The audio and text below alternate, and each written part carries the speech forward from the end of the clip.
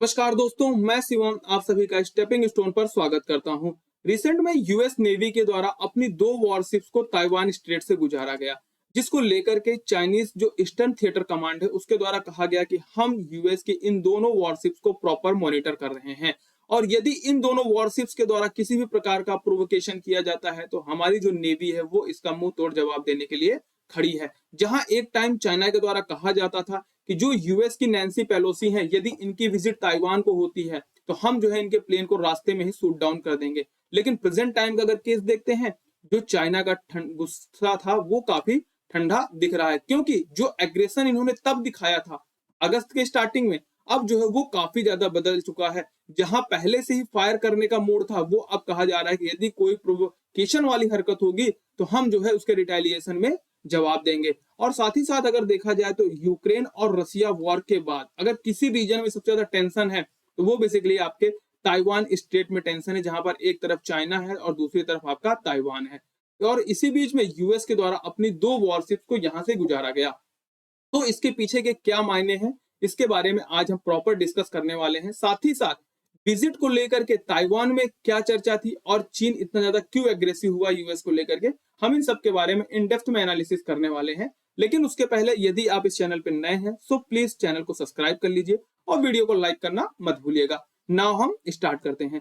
देखो, 3 अगस्त को, इसी महीने की जो 3 अगस्त थी, उस टाइम जो है नैन्सी पेलोसी की विजिट ताइवान को होती है। लेकिन उसके पहले जब ये अनाउंसमेंट होता है कि हम विजिट करने वाले हैं, उसी टाइम पे चाइना के द्वारा कहा जाता है कि यदि आपकी विजिट होती है तो हम बेसिकली आपके प्लेन को शूट डाउन भी कर सकते हैं। लेकिन उसके बाद भी पेलोसी जो है वो ताइवान की विजिट पे आती हैं, जो कि एक हाईएस्ट रैंकिंग स्पीकर थी यूएस की। वो पहली बार 25 साल के बाद यहाँ पर आई थी और उसके द्वारा जो है यूएस नेवी के द्वारा इनको सपोर्ट दिया जाता है और बेसिकली ये यहाँ पर आती हैं।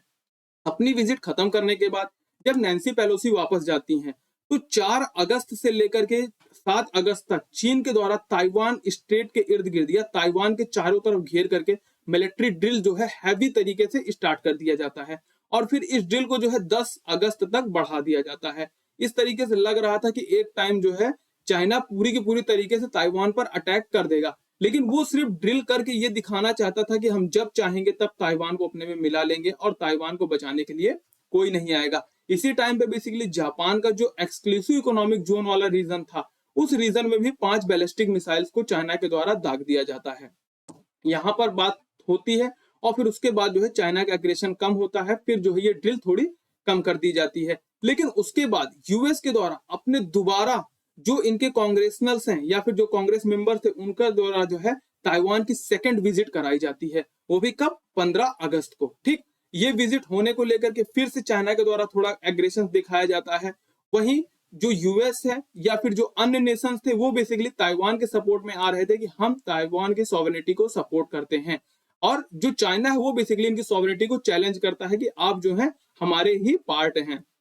वहीं इनके सपोर्ट में यूएस दोबारा यहाँ पर अपना डेलीगेशन भेजता है और फिर जापान के द्वारा भी बेसिकली जो है जो जापानीज पॉलिटिशियंस होते हैं वो भी जो है ताइवान के विजिट पर आते हैं। ताइवान जो है उनका वेलकम करता है। नो डाउट इससे जो है चाइना काफी ज्यादा एग्रेसिव हो चुका था, लेकिन चाइना की स्थिति अब इस प्रकार से इतनी नहीं थी कि वो लगातार हर देशों से दुश्मनी लेता चला जाए, क्योंकि अगर देखा जाए तो कहीं ना कहीं चाइना की भी जो स्थितियां हैं वो काफी ज्यादा खराब चल रही हैं, चाहे फिर क्लाइमेट चेंज की वजह से, सूखे की वजह से हो, या फिर अगर आप देखें तो इकोनॉमिक क्राइसिस वहां भी काफी मात्रा में चल रही है, उसके बारे में आगे डिस्कस करेंगे। लेकिन ये फिर जापान के द्वारा विजिट किया जाता है। फिर उसके बाद यूएस नहीं मानता है, वो अपनी थर्ड विजिट को जो है यहाँ पर अपने करवा देता है। जो इनके स्पीकर्स रहते हैं या जो इनके सेनेटर्स हैं उनके द्वारा ताइवान की थर्ड विजिट कराई जाती है। ठीक, और ये दिखाने का पूरी तरीके से कोशिश किया जाता है और साथ ही साथ ताइवान को इंश्योर कराया जाता है कि हम आपके साथ हैं, आपको घबराने की कोई जरूरत नहीं है। चाइना जो कहता है कि हम आप पे कभी भी अटैक कर देंगे, वो इतना आसानी से आपके ऊपर अटैक नहीं कर देगा।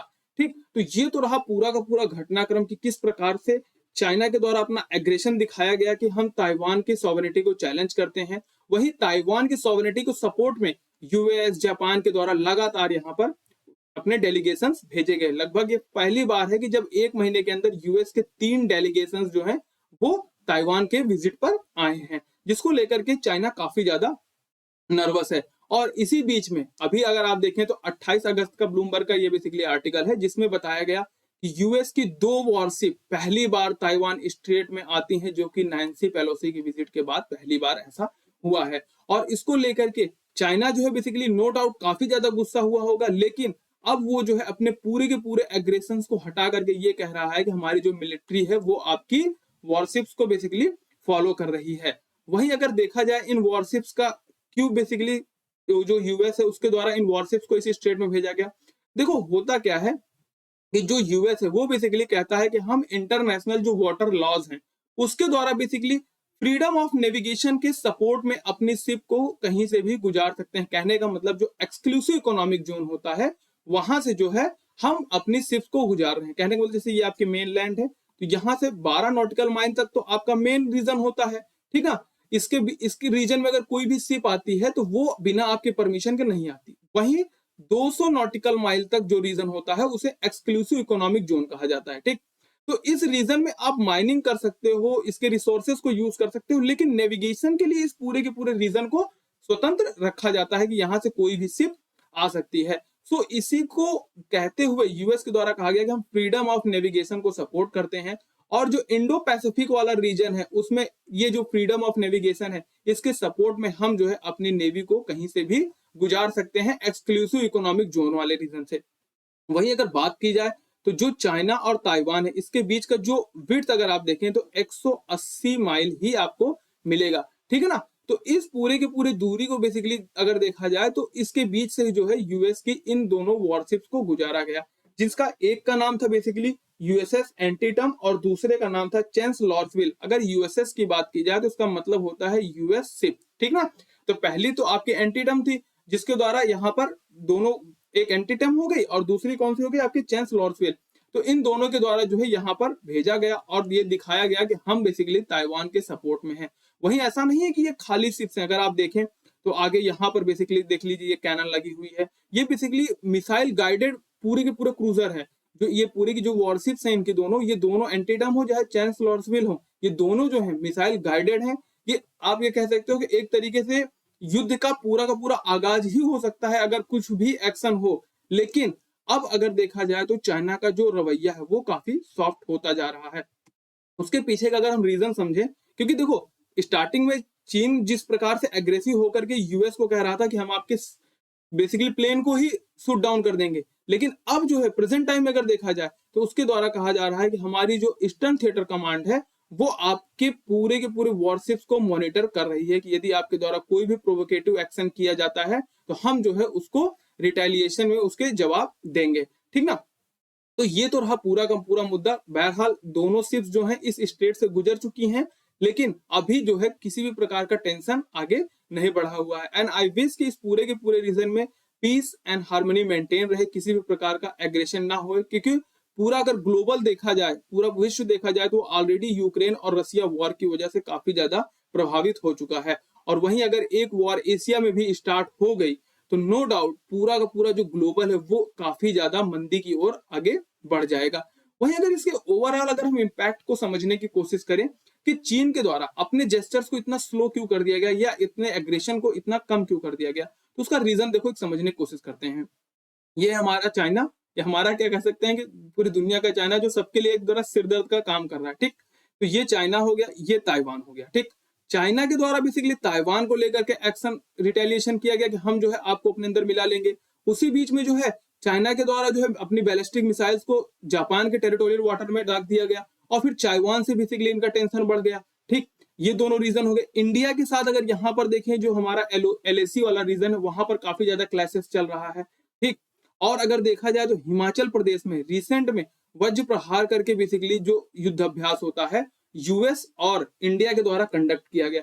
वहीं अक्टूबर 2022 में बेसिकली युद्ध अभ्यास करके ही एक्सरसाइज होती है जो कि इंडिया और यूएस के बीच में होती है, जो कि आपके उत्तराखंड वाले रीजन में होने वाली है। तो इस प्रकार से अगर देखा जाए तो चाइना बेसिकली अपने चारों तरफ दुश्मनों को पूरी तरीके से पाल करके रखा है। एक तरफ इंडिया को देख लो, इधर ताइवान को देख लो, इधर जापान को देख लो, और इन सब के बीच में सपोर्ट लेकर के यूएस भी आ रहा है, क्योंकि यूएस का मेन इंटेंशन है जो चाइना बेसिकली इकोनॉमिकली इतना स्ट्रांग होकर के अपने को एक वर्ल्ड पावर की ओर बढ़ा रहा है। यूएस बेसिकली कभी नहीं चाहेगा कि चाइना उस ओर आगे बढ़े, वो बेसिकली इसको हमेशा काउंटर करेगा। और इसी के सपोर्ट में अगर देखा जाए तो जो क्वाड है वो भी डेवलप किया गया है कि इन पूरे के पूरे रीजन में या इंडो पैसिफिक रीजन में जो चाइना का थ्रेट है उसे काउंटर किया जा सके।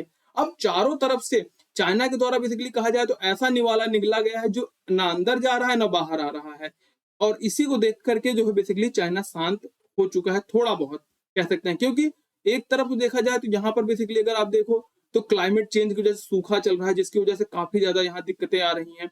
वहीं इनकी इकोनॉमिक स्थिति अच्छी नहीं चल रही, बैंकों के पास इनको टैंक डिप्लॉय करने पड़ जा रहे हैं। रियल एस्टेट में अगर देखा जाए तो जो बिल्डिंग्स पूरी खाली पड़ी हैं, जो ऑनर्स हैं वो बेसिकली जो रियल एस्टेट बनाने वाले लोग हैं वो कह रहे हैं कि हम आपको फ्लैट दे रहे हैं, आप सब्जी ले दीजिए, हम उसे बेच करके अपना पैसा निकाल लेंगे, लेकिन आप फ्लैट्स परचेज करिए।